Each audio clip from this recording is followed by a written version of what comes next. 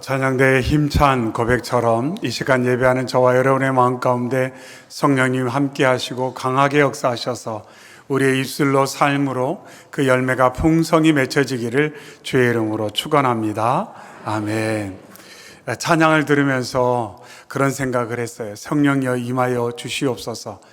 우리가 그렇게 기도하는데 조금 더 엄밀히 들어가면 하나님께서는 늘 함께하기 원하시고 우리의 삶 가운데 역사하기를 원하시는데, 혹여라도 우리의 연약함이, 우리의 부족함이 그 성령의 역사에 혹시나 저해가 되는 부분은 없는지 이 예배 가운데 우리가 살펴보며 하나님과 앞에서 해결할 것은 해결하고 막힌 담 없이 성령에 온전히 붙들리는 저희 모두가 되시기를 주의 이름으로 축원합니다.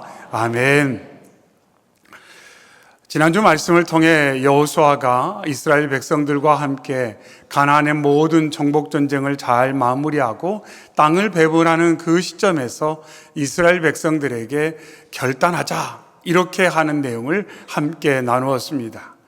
안정되고 평안하고 뭔가 이루었다고 되는 그 순간 다시금 믿음의 결단이, 그러한 순간이 필요하다는 것을 말씀을 통해 함께 나누었습니다.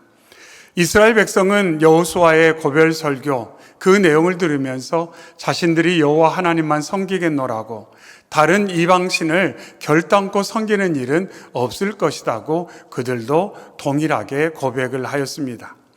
그런데 참 안타까운 것은 뭐냐면 여호수아가 사는 날 동안, 또 여호수아의 설교를 듣고 함께 결단한 그 세대가 사는 날 동안 믿음이 지속되었지만 그 믿음이 자녀 세대에게 온전히 전달되지 못하였다는 것입니다.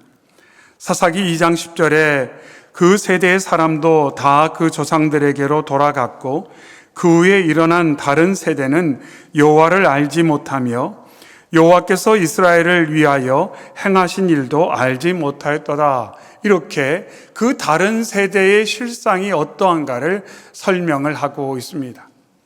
중요한 것은 우리가 우리 세대에 하나님을 믿고 하나님을 의지하고 신앙 가운데 삶을 살아가는 것도 너무 귀하지만, 또한 우리가 늘 염두에 될 것은 우리의 믿음을 우리의 자녀들에게, 그래서 우리의 자녀와 우리의 다음 세대가 우린보다 더 굳건한 믿음, 신실한 믿음, 하나님께 영광이 되는 믿음을 갖는 세대가 되게끔 하는 것이 참으로 중요하다는 것을 이 사사기를 통해서 확인케 됩니다. 이 사사기에서 말하는 다른 세대라는 것은 시간의 흐름에 따라서 발생하는 그 세대를 말하는 것이 아니라 질적 차이를 강조하는 표현입니다. 즉, 믿음이 없는 세대, 하나님을 알지 못하는 세대, 하나님에 대해서 듣기는 들었지만 하나님과 개인적 인격적 관계나 하나님에 대한 구체적인 경험이 없기 때문에 하나님에 대한 의식과 하나님에 대한 믿음이 점점 사라져서 없어져가는 그 세대를 이 사사기에서는 다른 세대, 이렇게 말을 하고 있습니다. 그리하여 결국 그들은 하나님을 잊어버린 그러한 민족으로 변화되게 되었습니다. 그러다 보니까 이스라엘 백성들은 탕자처럼 삶을 살았습니다. 사사기 2장 11절에 이스라엘 자손이 여호와의 목전에 악을 행하여 바알들을 섬겼다, 이렇게 말합니다. 하나님 아닌 것을 하나님처럼 섬기는 다른 세대가 이스라엘의 주류가 되어버렸다, 이렇게 사사기 2장에서 말씀하고 있습니다.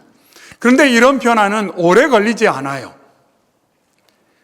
여러 세대를 거쳐서 이런 변화가 일어난 것이 아니라 믿음의 세대로부터 그 다음 세대에게 믿음이 전수되는 것이 실패하자 얼마 지나지 않아서 결국 이스라엘 백성은 마치 온 백성들이 탕자처럼 삶을 살았다는 겁니다. 각자의 소견에 옳은 대로 하나님의 기준 관심 없고 내가 세워놓은 삶의 가치의 질서를 따라 내 마음껏 삶을 사는 그러한 이스라엘 백성들의 모습을 우리는 사사기에서 볼 수가 있습니다. 그런 상황 가운데 그들은 이제 더 이상 하나님의 돌봄과 보호를 받을 수 없게 되었습니다. 물론 성경 말씀에는 마치 하나님께서 진노하시고 노략자의 손에 넘겨주셔서 이스라엘 백성들이 고통을 당하는 것처럼 반복되어 사사기에 기록되어 있지만, 엄밀히 보면 그들이 스스로 하나님으로부터 벗어났기 때문에 하나님을 거절하고 하나님 없이도 살 수 있는 것처럼 생각하는 그 순간부터 하나님께로 공급되었던 돌봄, 보호, 은총, 복은 더 이상 그들이 온전히 누리지 못하게 되었다는 것입니다. 그런 상황 가운데 이스라엘 백성들은 이제 고통의 시간을 경험하게 됩니다. 그러면서 질문하죠. 내 마음대로 할 수 있게 되었는데 나는 왜 고통 가운데 살게 되었는가? 내 뜻대로 살 수 있게 되었는데 나는 왜 이렇게 혼란 가운데 삶을 살게 되었는가? 마치 탕자가 먼 나라에 가서 호랑방탕한 삶을 살면서 내 마음껏 살고 내 돈 내 뜻대로 쓰면 참 좋을 줄 알았는데 어느 순간부터 더 큰 혼란을 겪게 되었다는 겁니다. 아버지와 함께 지낼 때는 그런 고민하지 않았는데, 그런 위기를 경험하지 않았는데, 내 마음껏 사는 그 순간 예상치 못한 위기를 경험하게 되었습니다. 이스라엘 백성이 그런 시간을 맞닥뜨리게 됩니다. 그러면서 이스라엘 백성들 가운데 그런 생각합니다. 우리가 좀 더 경제적으로 나았더라면, 군사력이 있다라면, 탁월한 지도자가 있다면 이런 혼란은 없을 텐데, 그런 생각을 하는 이스라엘 백성들도 있었습니다. 하지만 고통의 기간이 길어지자 이스라엘 백성들은 그제야 깨닫게 되었습니다. 하나님으로부터 떠난 그 순간부터 모든 일은 이런 방향으로 진행될 수밖에 없었구나. 이 상황 가운데 이 모든 우리의 고통과 아픔과 슬픔을 해결할 수 있는 유일한 길은 하나님께로 돌아가는 것이구나. 하나님의 도우심을 구하는 것밖에 방법이 없다는 것을 그들이 그제야 깨닫게 되었습니다. 그리고 나서 하나님 앞에 나아가 도움을 구합니다. 그런 상황 가운데 하나님께서는 그들의 공고함을 긍휼히 여기시고 사사를 세워 그들을 구원하셨습니다. 사사기 2장 18절에 여호와께서 그들을 위하여 사사들을 세우실 때에 그 사사와 함께 하셨고 그 사사가 사는 날 동안에는 여호와께서 그들의 대적의 손에서 구원하셨으니 이는 그들이 대적에게 압박과 괴롭게 함을 받아 슬피 부르짖음으로 여호와께서 뜻을 돌이키셨습니다. 이렇게 말하고 있습니다. 그들이 하나님께로 돌아왔을 때 하나님께서 그들을 여전히 긍휼히 여기셔서 그들을 구원해 주시고 그들에게 평안과 위로를 허락해 주셨습니다. 하지만 안타깝게도 다시금 평안의 시간을 만났을 때 시간이 지나면서 사람들은 또 착각을 합니다. 이 평안을 내가 유지할 수 있어. 하나님 없이도 나는 평안할 수 있을 것 같아. 하나님의 위로가 없어도 내 마음은 안정될 수 있고 힘을 내가 스스로 만들어낼 수 있을 것 같아. 이런 착각과 오해를 하는 순간 다시금 하나님의 돌봄과 보호를 받지 못하고 고통을 스스로 자초하는 일이 사사기에서 계속 반복되는 것을 볼 수가 있습니다. 악순환의 고리 가운데 삶을 살아가는 것입니다. 우리는 우리의 삶이 선순환되기를 원합니다. 좋은 쪽의 순환이 이루어지기를 바라는데 안타깝게도 우리의 인생이 정말로 하나님의 하나님 되심을 인정하지 않고 그 하나님에 대한 겸손한 의지의 마음이 약화되고 내가 뭔가 해볼 수 있는 것 같고 내가 주인 되는 삶, 그러면서 내가 스스로 세상 가운데 빛나는 삶을 살겠노라고 생각을 한다면, 나 중심에 내가 왕이 되는 삶을 살겠노라고 한다면 결과적으로 우리의 인생은 악순환의 고리 가운데 벗어날 수 없이 계속해서 지쳐갈 수밖에 없다는 것을 사사기 말씀은 정확하게 일러주고 있습니다. 오늘 본문의 말씀도 그런 배경에서 기록되어 있습니다. 사사기 4장 1절에 에훗이 죽으니 이스라엘 자손이 또 여호와의 목전에서 악을 행하였다, 이렇게 말합니다. 에훗이 사는 날 동안 80년 동안 그들은 평안을 누렸습니다. 상당히 긴 시간이지 않습니까? 80년. 근데 그 80년의 기간 동안 이스라엘 백성들의 마음은 점점 하나님으로부터 멀어져 갔어요. 평안하니까 마음이 안일해지고 나태해지고 하나님 없어도 이 평안이 유지될 것 같아요. 이 번영이 계속 유지되고 좋아질 거라는 막연한 기대를 갖고 하나님 없어도 괜찮은데, 하나님 없어도 살만한데, 그 생각을 하게 되더라는 겁니다.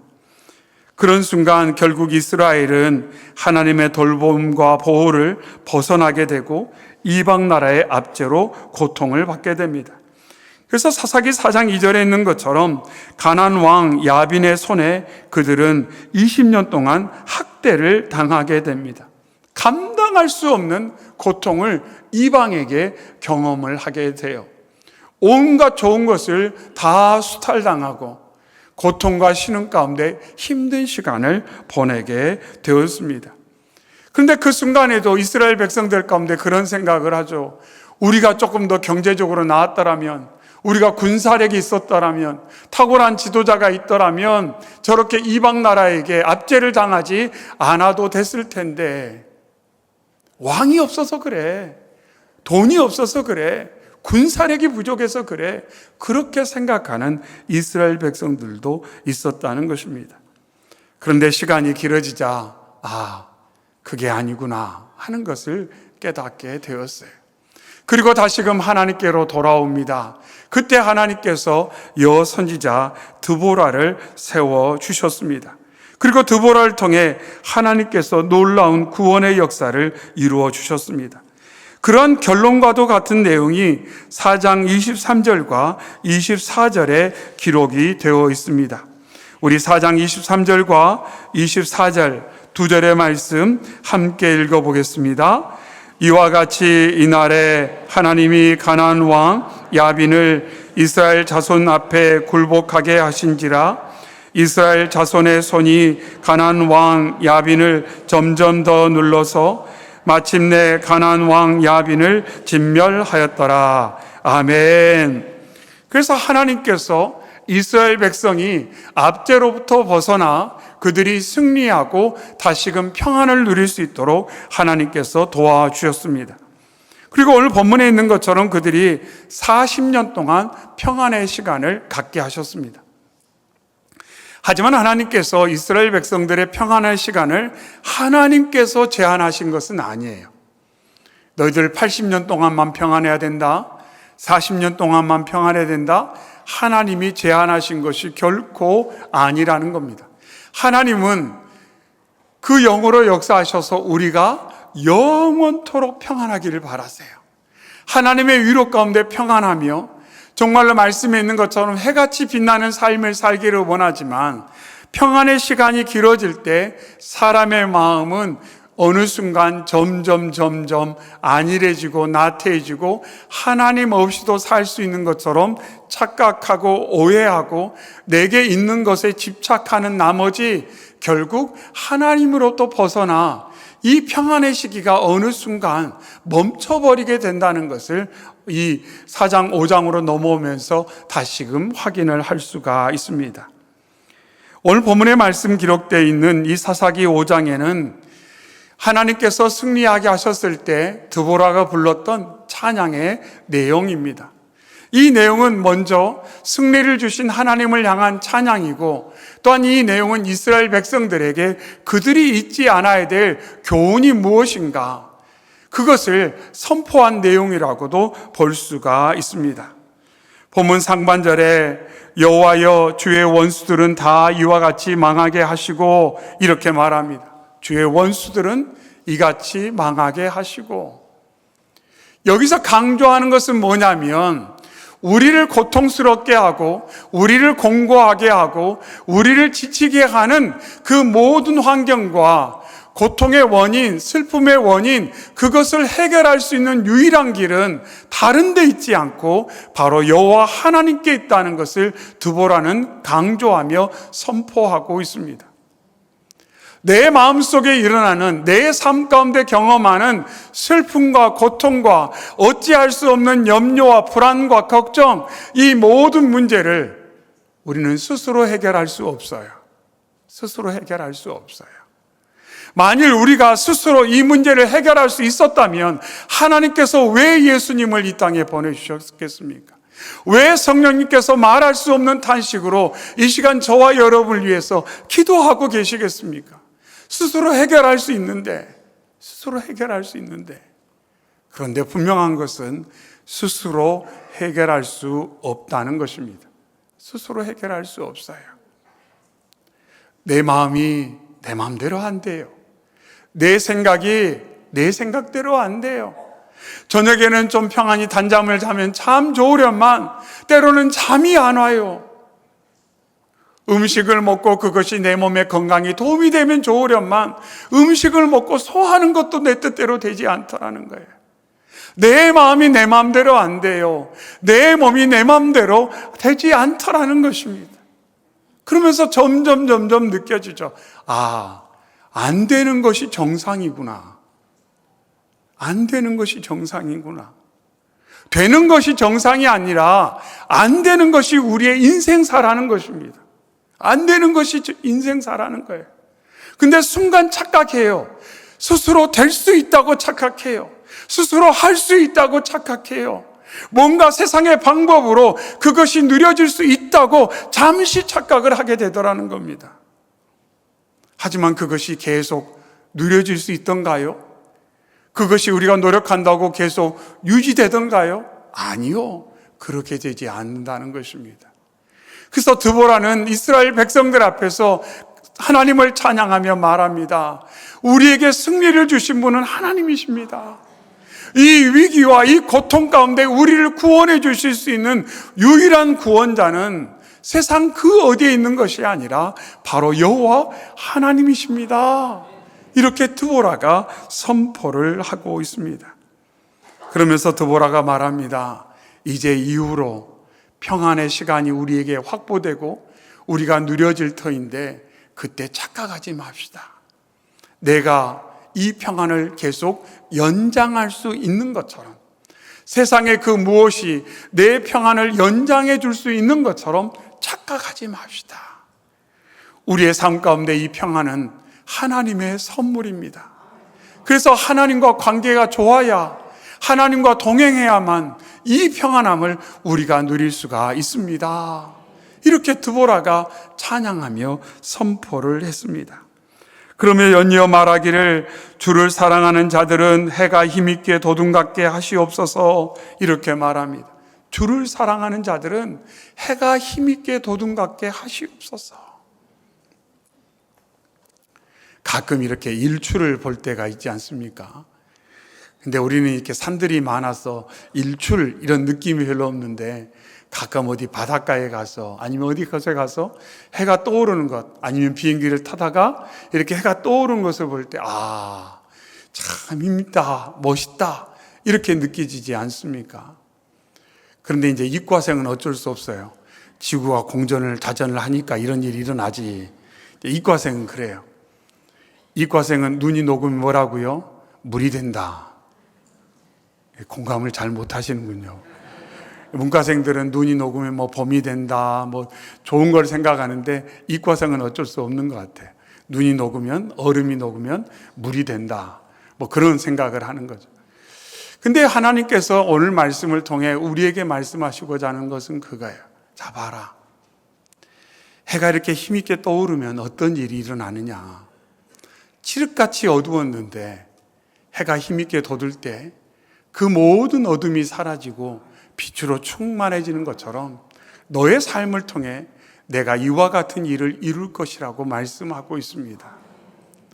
여전히 세상에는 어둠이 있어요. 우리 가정에도, 우리 일터에도, 삶의 자리에도 어둠이 있습니다. 근데 하나님께서는 우리 안에 역사하셔서 우리를 해같이 빛나는 존재로 붙들어 주시고 우리를 통해 그와 같은 놀라운 빛의 역사를 이루어 주시겠다고 약속하고 있습니다. 그래서 예수님 말씀하지 않습니까? 너희는 세상의 소금이요 빛이다.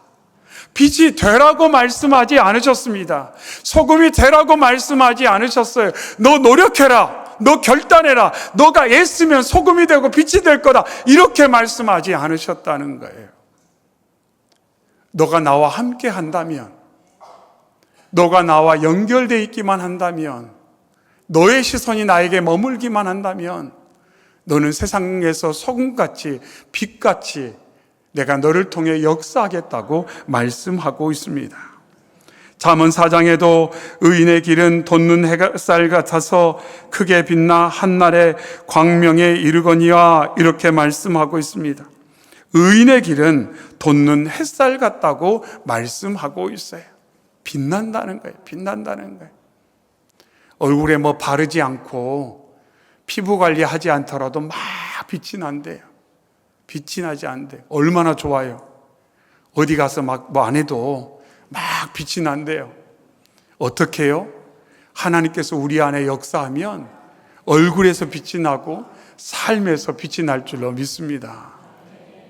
그런데 참 안타까운 것은 그러한 하나님의 귀한 역사를 통해 이스라엘 백성들이 평안의 시간을 그들이 40년간 누렸지만 그 평안이 온전히 다음 세대에게 전달되지 못했다는 것입니다. 그래서 우리가 항상 기억할 것은 이 믿음을, 이 은혜를, 이 복을 어떻게 하면 우리의 자녀와 우리 다음 세대에게 전달할 것인가 하는 것을 우리는 깊이 생각하고 늘 언제나 그것을 먼저 놓고 기도하고 살펴야 하는 것입니다. 중요한 것은 저희가 해같이 살아야겠지요. 저희가 해처럼 살아야겠지요.